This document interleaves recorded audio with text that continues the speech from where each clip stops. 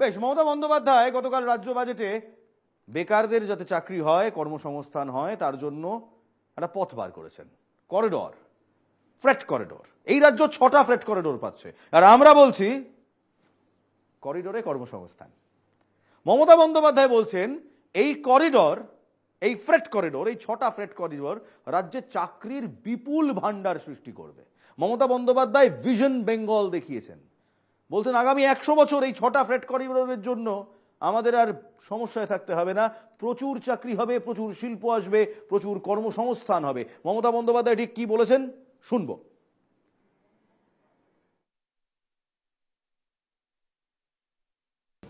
কাজে এই বাজেট বলতে পারেন এটার একটা ভিশন আছে ফর ভবিষ্যৎ। এই বাজেটটা কর্মসৃষ্টি করবে, প্রান্তিক চাষি থেকে শুরু করে, গ্রামীণ মানুষ থেকে শুরু করে, ঘরের মেয়েরা থেকে শুরু করে, আমার ছোট ছোট ভাই বোনেরা থেকে শুরু করে, সকলে যে 94টা স্কিম চলছে, শিক্ষার্থী থেকে শুরু করে সকলের জন্যই এমনভাবে তৈরি করা হয়েছে যাতে চিরকাল তারা হাত পাততে না হয়। Kharagpur Morgram corridor, Dankuni corridor, Purulia corridor, একাধিক করিডোর আছে, তাজপুর করিডোর। এই সমস্ত করিডোর ফ্রেট করিডোর মানে পণ্যবাহী করিডোর। একেবারে সহজ ভাষায়, শিল্প হলে এই করিডোর এক রাজ্য থেকে আরেক রাজ্যে পণ্য সরবরাহ করতে সাহায্য করে। বাজেটের ঠিক পরে বিজিবিএস এর সাফল্য দাবি করেছিলেন মমতা বন্দ্যোপাধ্যায়, বলেছিলেন ইন্ডাস্ট্রিয়াল পার্কগুলি ভর্তি হয়ে গিয়েছে। মমতা বন্দ্যোপাধ্যায় সেই বক্তব্যও শোনাবো।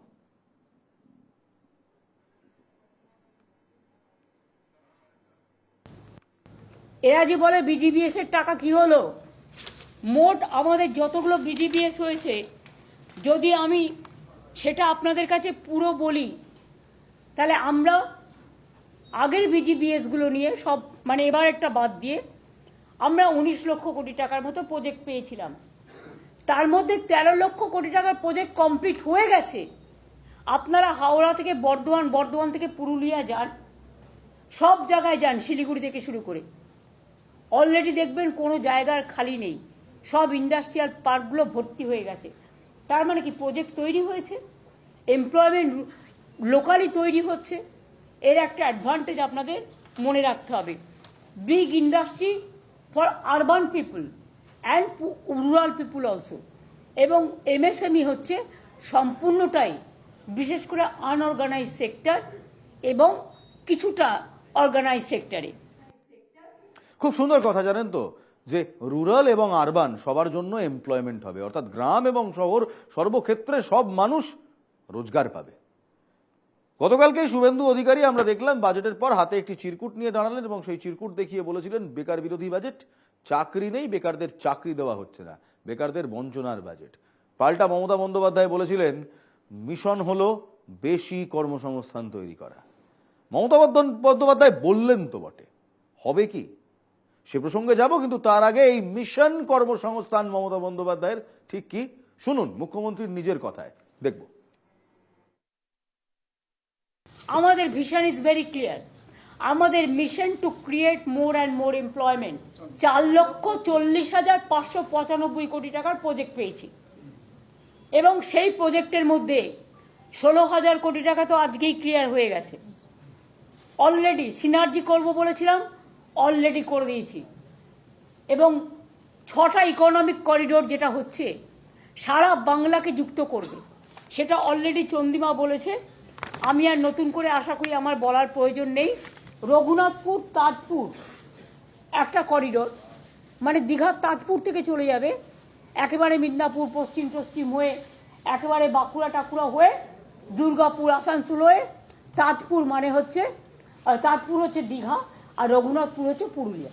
রাস্তায় যত পড়বে সেগুলো কাজ হতে হতে যাবে আর চাকরি হতে হতে যাবে। মমতা বন্দ্যোপাধ্যায় ঘোষণা করলেন 6টি ফ্রেট করিডোর হবে, তার মধ্যে 4টি ফ্রেট করিডোরই ডানকুনির ওপর দিয়ে যাবে। শুভেন্দু অধিকারী ওদিক থেকে বললেন যা বলছেন কিচ্ছু হবে না। আমজনতা কি বলছেন শোনাবো, কিন্তু তার আগে শুভেন্দু অধিকারী তার বক্তব্য শোনাটা জরুরি। শুনুন শুভেন্দু অধিকারীর বক্তব্য। এই বাজেটে এই সরকার যে দেউলিয়া হয়ে গেছে তা ছত্রে ছত্রে প্রমাণিত। এই বাজেট বেকার বিরোধী বাজেট 2,15,00,000 বেকার যুবক যুবতীদের সাথে বিশ্বাসঘাতকতা করলেন মমতা ব্যানার্জি তার শেষ বাজেটে। তারা 2,15,00,000 বেকার যুবক যুবতীদের সঙ্গে বিশ্বাসঘাতকতা করলেন। এই বাজেটে একটিও কর্মসংস্থানের কথা নেই। এই বাজেট উত্তরবঙ্গ, জঙ্গলমহল এবং সুন্দরবন বিরোধী বাজেট। 6টি ফ্রেট করিডোর, 4টে যাবে ডানকুনির ওপর দিয়ে। শুভেন্দু অধিকারী বলছেন কিচ্ছু হবে না, সবটাই বুজরুকি। মমতা বন্দ্যোপাধ্যায় বলছেন মিশন বেঙ্গল, মিশন কর্মসংস্থান। আমাদের প্রশ্ন, এই করিডোরেই লুকিয়ে রয়েছে কর্মসংস্থান। 4টে করিডোর যাবে ডানকুনির ওপর দিয়ে। তাই আমরা প্রথমে গিয়েছিলাম ডানকুনিতে। ডানকুনির আম জনতাকে একটা প্রশ্ন করেছিলাম। মমতা বন্দ্যোপাধ্যায় করিডোর ঘোষণা করেছেন, 6টি ফ্রেট করিডোর, বলছেন শিল্প হবে, কর্মসংস্থান হবে। মমতা বন্দ্যোপাধ্যায় বলছেন তার মধ্যে 4টে করিডোর যাবে ডানকুনির ওপর দিয়ে। ডানকুনির মানুষ কি বলছে শুনুন।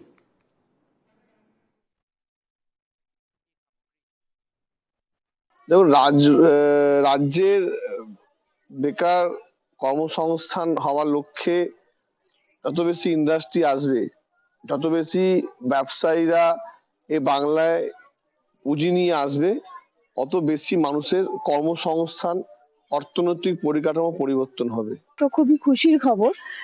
এতে কর্মসংস্থান বাড়বে, আমাদের কিছু ছেলেরা কাজ পেয়ে যাবে। তো এতে এলাকার উন্নয়ন হবে। তো এটা তো খুবই খুশির খবর। প্রস্তাবটা সত্যিই খুব ভালো প্রস্তাব, এবং এ বিষয়ে আমি বলতে পারি যে ডানকুনিকে চুজ করা হয়েছে মানে যথেষ্ট ডানকুনির এলাকাবাসী যথেষ্ট লাভবান হবে এটাতে যে ইয়ং জেনারেশন আছে, বর্তমান প্রজন্মের যে ইয়ং জেনারেশন, তারা আস্তে আস্তে কর্মসংস্থানের একটা সুযোগ পাবে। ডানকুনি হিসাবে খুব খুশি আছি, আর খুব আমাদের এখানকার খুব একটা ব্যবসা বাণিজ্য হলে খুব ভালো হবে। খুব একবার তো সবকিছু হয় না, আস্তে আস্তে সব করতে হবে। মমতা বন্দ্যোপাধ্যায় বলেছেন বাংলায় 6টি পণ্য করিডোর হবে, ইকোনমিক ফ্রেট করিডোর। পানাগড় থেকে কোচবিহার, রঘুনাথপুর থেকে তাজপুর, ডানকুনি ঝাড়গ্রাম এবং ডানকুনি কল্যাণী। দ্বিতীয় দফায় হবে পুরুলিয়া গুরুডি থেকে জোকা এবং খড়গপুর মোরগ্রাম করিডোর। এই সমস্ত গড়ে তোলা হবে। প্রাথমিক বিনিয়োগ 7,500 কোটি টাকা। পানাগড় থেকে কোচবিহার 639 কিলোমিটার, রঘুনাথপুর থেকে ভায়া ডানকুনি হয়ে পূর্ব মেদিনীপুরের তাজপুর মোট 398 কিলোমিটার, ডানকুনি ঝাড়গ্রাম 160 কিলোমিটার এবং ডানকুনি কল্যাণী 43 কিলোমিটারের করিডোর গড়ে তোলার প্রক্রিয়া শুরু হবে। পুরুলিয়া গুরুডি থেকে জোকা 234 কিলোমিটার, খড়গপুর মোরগ্রাম 230 কিলোমিটারের করিডোর গড়ে তোলা হবে। সবই তো বুঝলাম, কিন্তু এই পণ্য করিডোরে রাজ্যের কি কি উপকার হবে দেখুন। রাজ্যের বিভিন্ন প্রান্তকে শুধু নয়, রাজ্যের সঙ্গে ভিন রাজ্যের যোগাযোগ ব্যবস্থাকেও আরো সুগম করবে এই 6টি করিডোর। পণ্য করিডোরের রাজ্যের অর্থনীতি চাঙ্গা হবে। 6টি করিডোরের মধ্যে 4টি করিডোরই ডানকুনিতে কেন্দ্র করে, কারণ ডানকুনি থেকে পাঞ্জাবের লুধিয়ানা পর্যন্ত রয়েছে ভারতীয় রেলের ফ্রেট করিডোর। পানাগড় থেকে কোচবিহার, পুরুলিয়া গুরুডি থেকে জোকা এবং খড়গপুর মোরগ্রাম, এগুলি একাধিক গুরুত্বপূর্ণ জাতীয় সড়ককে সংযুক্ত করবে। আরো উন্নত হবে যোগাযোগ ব্যবস্থা। এবং বিশেষজ্ঞরা বলছে জমি অধিগ্রহণ নিয়ে রাজ্যের অবস্থান সেটাই ভাবাতে পারে, কারণ যে কোনো ক্ষেত্রে বড় সমস্যা হলো এই জমি অধিগ্রহণ। মুখ্যমন্ত্রী স্পষ্ট করে বলে দিয়েছেন জমি অধিগ্রহণের ক্ষেত্রে রাজ্যের খুব একটা সমস্যা হবে না, কারণ রাজ্যের নিজস্ব ল্যান্ড ব্যাংক রয়েছে এবং জমি নীতি রয়েছে। যে এলাকার ওপর দিয়ে ওই করিডোর গড়ে উঠবে সেখানে ইতিমধ্যে বাজার দরের চেয়ে বেশি দরে সিংহভাগ জমি অধিগ্রহণের প্রক্রিয়াও সম্পন্ন হয়েছে। আমাদের প্রশ্ন, আম জনতা ডানকুনির তো শুনলেন, তারা বলছে হ্যাঁ সব ভালো, যদি হয় তাহলে ভালো। কোচবিহারের জনতা কি বলছে? কোচবিহার থেকে আম জনতা এই ফ্রেট করিডোর নিয়ে ঠিক কি বলছে শুনবো। শুনতে তো পাচ্ছি আমরা অনেকদিন থেকে যে হবে হবে, সত্যি কি আদৌ কি এটা হবে? আর তো আদৌ বাঁধ হওয়ার কথা ছিল। এত অঞ্চলের মানুষ ভীষণভাবে উপকৃত হবে, তার কারণ রাস্তাঘাট হবে, শিল্প পরিকাঠামো উন্নয়ন হবে এবং একটা নতুন কর্মসংস্থানের সুযোগ হবে। তাতে উত্তর পূর্ব ভারতের মানুষের অনেক আশা আকাঙ্ক্ষা যেটা ছিল সেটা পূরণ হতে চলছে বলে আমি মনে করি। এটা হলে পরে আক্ষরিক অর্থেই কুচবিহারের এবং এই অঞ্চলের মানুষের একটা বিরাট বড় সুবিধা হবে, কারণ শিল্প ছাড়া আর্থিক উন্নয়ন এখন অসম্ভব। কাজে শিল্প যদি স্থাপন হয়, এখানে বহু মানুষের কর্মসংস্থান হবে এবং এই অঞ্চলের মানুষের কি আর্থিক দিক থেকে তারা লাভবান হবে। ডানকুনি থেকে কুচবিহার আসা মানে হচ্ছে এইখানে শিল্পের একটা বিরাট সমৃদ্ধি ঘটবে এবং র মেটেরিয়াল কাঁচামাল আনা এবং এখানকার যা প্রোডাক্ট পাঠানো, দুই দিক দিয়ে এটা বিশাল কাজে লাগবে এবং কুচবিহার জেলায় শিল্পের একটা নতুন দিগন্ত সৃষ্টি হতে পারে এটা করিডোর চালু হলে পরে। ডানকুনির মানুষ আশাবাদী, কোচবিহারের মানুষ আশাবাদী। এবার একটু শুভেন্দু অধিকারীর গড়ের দিকে হাঁটি। মেদিনীপুরের তাজপুর শুভেন্দুর খুব কাছের জায়গা, খুব কাছে কাঁথি থেকে। সেই তাজপুরের মানুষ কি বলছে? সেখানে কি মমতা বন্দ্যোপাধ্যায়ের করিডোর ম্যাজিক কাজ করলো, নাকি শুভেন্দু অধিকারীর বিরোধিতার ম্যাজিক সেটাই এখনো রয়েছে? তাজপুরের মানুষের ফ্রেট করিডোর নিয়ে বক্তব্য শোনাবো। শুনতে তো পাচ্ছি আমরা অনেক দিন থেকে যে হবে হবে, সত্যি কি আদৌ কি এটা হবে? আর তো আদৌ বাঁধ হওয়ার কথা ছিল। এই যে প্রত্যেক বছর আমরা এই যে নোনা জল ঢুকে যায়, সেটাও কি আদৌ হবে? না প্রত্যেক বছর এরকম প্রতিশ্রুতি দিয়ে প্রতিশ্রুতি ওনারাই ভাঙবেন? ইন্ডাস্ট্রি হলে তো আমাদের গ্রাম অঞ্চল বা আমাদের পঞ্চায়েতে বা পাশাপাশি যত লোক আছে তাদের হেল্প হবে, যারা এখনও কিছু চান্স পাচ্ছে না চাকরির ক্ষেত্রে বা যে কোনো একটা সুযোগ সেটা পাচ্ছে না, সেটা হলে তো আরও আমরা খুবই আনন্দিত হব। এলাকার যে বেকার যুবক তারা চাকরি পাবে, খুবই আনন্দিত হব। এই শুনছি তো, কিছুদিন আগে শুনছিলাম এখানে বন্দর হওয়ার কথা ছিল, কিন্তু আদৌ কিছু দেখতেই পাচ্ছি না। আবার এই শুনছি নতুন করে শিল্প হবে। আর বন্দর হোক শিল্প হোক, যেটা হলেও হোক না, আমরা দেখতে পাই যে কোনো একটা হচ্ছে হলে আমাদের কর্মসংস্থান বাড়বে। আমাদের পাশেই একটা দোকান আছে, এই রোডের পাশে চাউমিনের দোকান। তো আমার সে কিছু হলেও আমাদের কাস্টমার কিছু আসবে, রুজি রোজগার বাড়বে। এই যে বন্দর হওয়ার কথা ছিল, দিদি বলেছেন যে বন্দর হবে, তো হোক, বন্দরটা হোক, আমরা দেখি আমার ছেলেপিলে কাজ করবে, সে যা হোক না কেন কাজ করবে। তবে কাজ যদি না পায়, যদি আমাদের বেকার ছেলেগুলো এখন নদীর পাড়ে মাছ নেই, নদীতে সাগরে মাছ নেই, তাহলে কি করে আমরা জীবিকা নির্বাহ করব বলুন? ট্রলার নিয়ে তো একবার শেষ হয়ে গেল, কিন্তু এটা যদি হোক যদি আরও ভালো, কিন্তু হবে শুনছি কিন্তু হচ্ছে না। কবে হবে?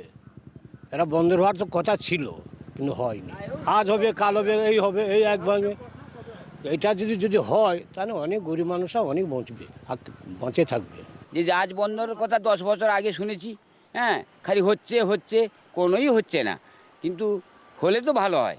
হ্যাঁ, বা বন্দর হোক বা যে কোনো কারখানা হোক, যে কোনো শিল্প হোক, এখানে গড়ে তুললে তো ভালো হয়। সরকার নাও জমি, আমরা দিতে রাজি। হচ্ছে হবে তাজপুরের মানুষ বলছে এই হচ্ছে হবে পলিটিক্স তো অনেক দেখলাম। একটা বন্দর হওয়ার কথা ছিল, একটা ডিপ সি পোর্ট হওয়ার কথা ছিল তাজপুরে, কোথায় সেগুলো? ট্রলার তো শেষ হয়ে গেল। আমজনতার বক্তব্য কিন্তু একেবারে আমজনতার না পাওয়া থেকে। তারা এবার ভাবছেন যে আরেকবার কি আশায় বুক বাঁধবো, যেখানে একটা করিডোর হবে, গ্রামে সুদিন ফিরবে, শিল্প হবে, গ্রামের ছেলেমেয়েরা কর্মসংস্থান পাবে, নাকি এটাও সেই বন্দর ডিপ সি পোর্টের মতো ট্রলার বিজনেসের মতো জাস্ট মিথ্যে প্রতিশ্রুতি? সময় বলবে। কিন্তু তার আগে বলে ফেললেন অগ্নিমিত্রা পাল, কারণ ভারতীয় জনতা পার্টি রীতিমতো চাপে পড়েছে গতকালকে বাজেটের পর। ভারতীয় জনতা পার্টি তার আগে বলে আসছিল এই বাজেট সংখ্যালঘু তোষণের বাজেট হবে, এই বাজেট ডোল পলিটিক্সের বাজেট হবে। মমতা বন্দ্যোপাধ্যায়ের অর্থমন্ত্রক সে পথে হাঁটলেনই না, উল্টে ইকোনমিক অ্যাডভান্সমেন্ট এবং ওভারঅল ডেভেলপমেন্ট কিংবা সার্বিক উন্নয়ন এবং অর্থনৈতিক বিকাশকে মাথা রেখেই, সেটাকে কেন্দ্র করেই 2025-26 অর্থবর্ষের বাজেট পেশ করলেন। অগ্নিমিত্রা পল স্পেসিফিকলি এই ফ্রেট করিডোর সম্পর্কে কি বললেন শুনবো। এর আগেও কত লক্ষ কোটি টাকা, 11 লক্ষ কোটি টাকা আগের বারের বিজিবিএসে হয়নি? বিশ্ব রঙ্গ সম্মেলন, বঙ্গ তো নয়, বিশ্ব রঙ্গ সম্মেলন। এবারও কুমিরছানা দেখানো হচ্ছে। আগেবার কুমিরছানাটা ছিল তাজপুরের পোর্ট। কিছু কাজ এগিয়েছে তাজপুরের পোর্টে, কোনো কাজ হয়নি। এই যে দেউচা পাচামি নিয়ে এত কথা বলা হয়েছিল, টেন্ডারও হয়নি এখনো অবধি। এবার নতুন কুমিরছানা, মুড়িগঙ্গার ওপর ব্রিজ, দামোদরের ওপর ব্রিজ। সে ব্রিজ কবে হবে কেউ জানে না। এই যে এই করিডোর, সেই করিডোর, বিরাট কর্মসংস্থান। এদিকে বলা হচ্ছে আমরা কর্মসংস্থান যাতে হয় সেই জন্য আমরা সেই রকম বাজেট বানাচ্ছি। মানে আপনি 2015 থেকে বিজিপিএস করছেন, দুটো তো কথা কন্ট্রাডিক্টরি।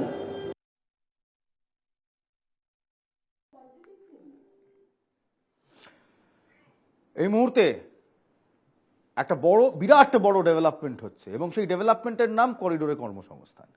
কারণ এই করিডোরের হাত ধরে নাকি কর্মসংস্থান আসবে। সত্যি কি আসবে? আমজনতা আশায় বুক বাঁধছে, বিরোধীরা বিরোধিতা করছে, কিন্তু এই সবার ভেতর আমার আপনার মতো যারা আম জনতা, যারা সাধারণ মানুষ, তারা ভাবছি কর্মসংস্থানটা হোক। কারণ কর্মসংস্থানটা হলে বাংলার ছেলেমেয়েরা বাংলায় থাকবে, তারা ভিন রাজ্যে পাড়ি দেবে না চাকরির খোঁজে। তাজপুর, কোচবিহার, ডানকুনির মতো জায়গা আরো বেশি উন্নত হবে। কলকাতা মেট্রো সিটি থেকে হাইপার মেট্রো সিটি হবে, ডানকুনির মতো সারবার্বস তারা মেট্রো সিটি হবে, পশ্চিমবঙ্গের ভালো হবে। মমতা বন্দ্যোপাধ্যায় বলছেন যে বাজেট তিনি করেছেন আগামী 100 বছর সেই বাজেট থাকবে। এই মুহূর্তে আপনাদের একটা ব্রেকিং আপডেট জানাবো। একটি ব্রেকিং আপডেট সরাসরি মণিপুর থেকে আসছে। মণিপুরে এই মুহূর্তে রাষ্ট্রপতি শাসন জারি। আবারও জানিয়ে রাখছি, মণিপুরে এই মুহূর্তে রাষ্ট্রপতি শাসন জারি হয়ে গেল। মণিপুরের গভর্নরকে চিঠি পাঠিয়েছেন দ্রৌপদী মুর্মু এবং high court. Ministry of home affairs থেকে আর্টিকেল 356 লাগু করা হলো মণিপুরে। বাসব রায় আমাদের সিনিয়র করেসপন্ডেন্ট এই মুহূর্তে রয়েছেন আমার সঙ্গে সরাসরি টেলিফোন লাইনে। বাসব দা, মণিপুরে 2 বছরের ওপর প্রায় অচলাবস্থা চলছে। বীরেন সিং এর পদত্যাগের পর একটা প্রশ্ন উঠেছিল, মণিপুরকে শান্ত করার জন্য কি তাহলে আর্টিকেল 356 ইনভোক করা হবে? Ministry of external affairs, ministry of home affairs জানিয়ে দিল মণিপুরে এবার থেকে রাষ্ট্রপতি শাসন। কি জানতে পারছো বাসবদা? ইলমাস, বিষয়টা এরকম ছিল, মণিপুরে যে রাষ্ট্রপতি শাসন প্রেসিডেন্ট রুল জারি করেছে এটা একদম পরিষ্কার ছিল পরশু দিন থেকে। বীরেন সিং পদত্যাগের পরে সৌমিত পাত্র বিজেপির প্রতিনিধি হয়ে গিয়েছিলেন সেই রাজ্যে। আপনি জানবেন যে রিসেন্ট মণিপুরের রাজ্যপাল বদল হয়েছে, অজয় কুমার ভাল্লা, যিনি স্বরাষ্ট্র মন্ত্রকের সচিব ছিলেন, তিনি রাজ্যপাল হয়েছেন এবং তাকে পাঠানো হয়েছিল মণিপুর সমস্যা নিরসনের জন্য। আর বীরেন সিং এর বিরুদ্ধে কংগ্রেস অনাস্থা প্রস্তাব এনেছিল এবং সুপ্রিম কোর্টে একটি কেস চলছে বীরেন সিং এর বিরুদ্ধে, যেখানে সম্ভবত বীরেন সিং দোষী প্রমাণিত হবেন, সম্ভব হতে পারে।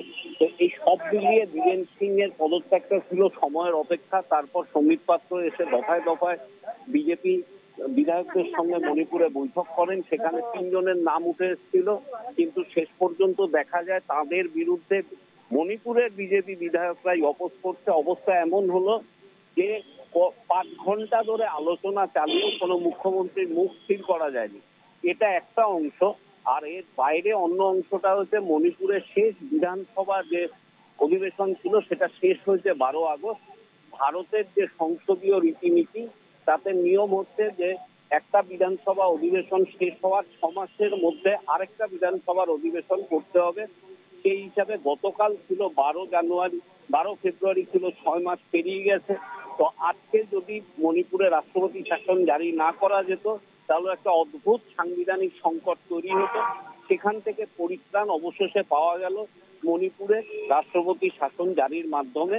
এবং স্বাভাবিকভাবেই বিরোধীরা বলছে এটা গত বছর মানে 2023 যে 5 মে গন্ডগোল শুরু হয়েছিল তার 1 মাসের মধ্যেই মণিপুরে রাষ্ট্রপতি শাসন জারি করা উচিত ছিল। ইলমাস,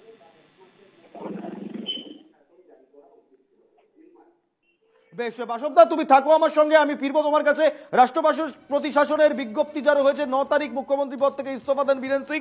আরেকটা তথ্য আপনাদের সামনে তুলে ধরি, 12 তারিখ বিধানসভার মেয়াদ শেষ হওয়ার পর কোন রকম মুখ্যমন্ত্রী পদের দাবিদারকে পাওয়া যাচ্ছিল না, চিফ মিনিস্টার ফেস পাওয়া যাচ্ছিল না। তারপর রাষ্ট্রপতি শাসন যে জারি হবে কার্যত এক প্রকার এই গুঞ্জন ছিল। কিন্তু বাসবদা, যা জানতে পারছি এবার ল অ্যান্ড অর্ডার সিচুয়েশন পুরোপুরি সিআরপিএফ এর হাতে থাকবে এবং মণিপুরের গভর্নর অজয় কুমার ভাল্লার সঙ্গে নতুন যে আইজি যিনি এসছেন রাজেন্দ্র নারায়ণ দাস, তার সঙ্গে একটি মিটিংও হয়েছে এবং সেই মিটিংয়ে সিআরপিএফ এর অপারেশনাল গাইডলাইন্স বলা হয়েছে। এবার কিন্তু আরো কড়া হাতে মণিপুরের শান্তি ফেরাবার জন্য প্রক্রিয়া শুরু করবে কেন্দ্রীয় বাহিনী বা সিআরপিএফ। অবশ্যই সেখানে আসাম রাইফেলস তারাও কার্যকরী থাকবে। তাহলে কি এবার ফাইনালি মণিপুরে পিস উইল প্রিভেল? বাসবদা, হ্যাঁ, এখানে একটু কথা আছে। আমি একটু আগেই বললাম যে মণিপুরের এখন যিনি রাজ্যপাল হয়েছিলেন তিনি ছিলেন স্বরাষ্ট্র সচিব অজয় কুমার ভাল্লা। এবং আপনি জানবেন যে যখন ভারতের ওই 370 ধারা উঠে যাওয়ার পরে কাশ্মীরের যে পরিস্থিতি, সেখানে পরিস্থিতি নিয়ন্ত্রণে অজয় কুমার ভাল্লার উপরে অনেক গুরুত্ব দেওয়া হয়েছিল। এবং ছত্তিশগড়ে এখন যে আর্মি অপারেশন করছে অর্থাৎ অ্যান্টি মাওয়িস্ট, সেটা তো অজয় কুমার ভাল্লার রণনীতি ঠিক করা আছে। তিনি ব্যাকডোর মানুষ, কিন্তু অমিত শাহ যিনি আমাদের স্বরাষ্ট্রমন্ত্রী, তার যে বিভিন্ন পরিকল্পনা এটা সাকার করার দায়িত্ব থাকে অজয় কুমার ভাল্লার ওপরে। তো সেন্ট্রাল গভর্নমেন্ট, কেন্দ্রীয় সরকার মণিপুরের পরিস্থিতি নিয়ন্ত্রণে, এই জন্য অজয় কুমার ভাল্লার মতো একজন খুব কড়া আইএস বা আইপিএস যাই হোক তিনি আধিকারিককে পাঠিয়ে তা মণিপুরে এখন যে ব্যাপারটা চলবে আর কি, যেটা আমাদের মনে হচ্ছে বা বিভিন্ন সূত্র থেকে উঠে এসছে, খুব কড়া একটা শাসনের মধ্যে দিয়ে মণিপুর যাচ্ছে। এবং গত লোকসভা ইলেকশনে দেখা গেছে যে মণিপুরের মানুষ এলে বিজেপির বিরুদ্ধে ভোট দিয়েছে। তো এটা এরপরে বিধানসভা নির্বাচন হবে 1.5 বছরের মধ্যে মণিপুরে, তখন কি হয় সেটা আমরা দেখবো। ইলমান, একেবারে ধন্যবাদ বাসব রায়, আমাদের সিনিয়র করেসপন্ডেন্ট এই মুহূর্তে আমাদের সঙ্গে টেলিফোন লাইনে ছিলেন। বিগত 1.5 বছর ধরে অশান্ত ছিল মণিপুর। মণিপুরের নাশকতার ছবি বারে বারে আমরা দেখেছি, সেখানকার হিংসার ছবি বারে বারে দেখেছি এবং কেঁদেছি আমরা। কারণ আমাদের দেশের আরেকটি রাজ্যে এই নাশকতা চলছে এবং সেই রাজ্যের চিফ মিনিস্টার চুপ করে বোবার মতো বসে রয়েছেন, পুলিশ কিছু করতে পারছে না, মব ভ্যান্ডালিজম করছে। এবং সেই সময় গোটা ইন্ডিয়া অ্যালায়েন্স প্রশ্ন তুলেছিল কেন্দ্রীয় স্বরাষ্ট্রমন্ত্রী অমিত শাহ তিনি কি করছেন। মোদী সরকারের উপর প্রশ্ন তোলা হয়েছিল।